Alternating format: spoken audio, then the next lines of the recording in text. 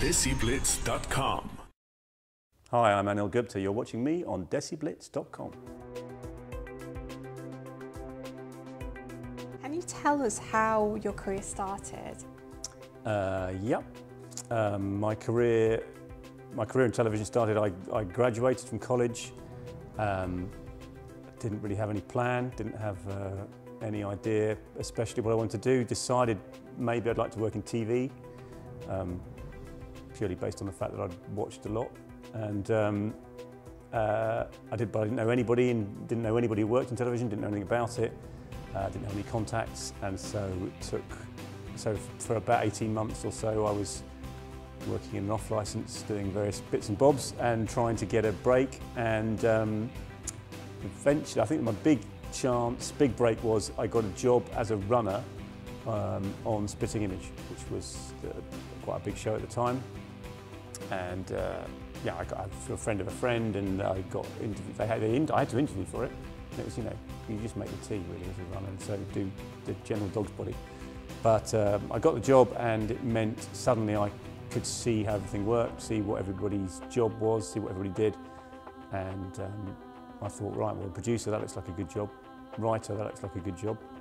I fancy doing those. So then, and one of the things I had to do was photocopy all the scripts every week.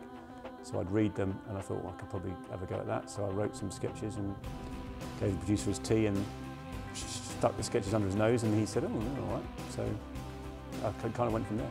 What advice would you give young talent looking to, say, write good comedy? What makes good comedy?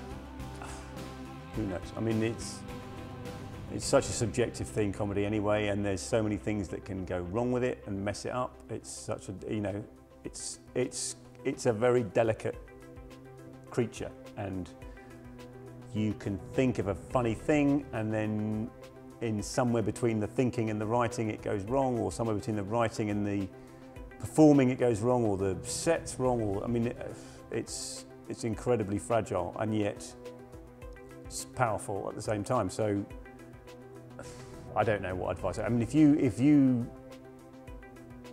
have to have it in you. You have to have it. It's one of those things where you have to feel like, I just can't. I have to do this. I have to. You know, there has to be something driving within you that says, this has got to come out. This is the thing I have to have. You know, Shazia earlier was talking about it's like a drug. You know, you have to have that need to make people laugh, and I think that's true. Really, there has to be, because it's so. Also, if it doesn't, when it does go wrong, and it goes wrong for everybody, it's so crushing, because you're laying it all out there and saying, please laugh, and when they don't, it's the ultimate rejection. So the easiest thing at that point is to say, well, I'm not doing that again. But so you have to have that thing that says, no, you've got to go out. You know, I mean, it's like anybody who has that kind of, it's a compulsion.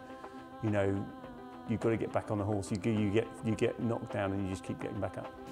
You know, fundamentally, these things are about universal human traits. You know, so families are families, and they don't really, you know, yeah, okay, one family, you know, 50 years ago listened to the radio, then they watch TV, now they will sit around and, you know, watch the internet. But that doesn't matter, you know, those are just superficial things.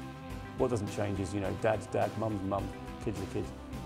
Those things are always the same. You are actually half Indian, and how was that growing up? Well, it was what it was, you know, you don't know anything else, so I think I didn't think anything of it, really. I mean, it was only when people came round to my house, friends would come round and say, who's that guy? And I'd be like, well, that's my dad, what do you mean? I mean, it's a weird thing about how we tend to perceive the world and how we pigeonhole things and people, yeah. That being half Indian, even as a half Indian person, I'm the wrong colour. You know, that there's, I mean, you know, you mixed race, well, that means you could be that, or you could be white, or you could be brown, right? You're a mix. Thank you so much for speaking to us today, and we wish you all the best. Well, thank you very much. Thank you.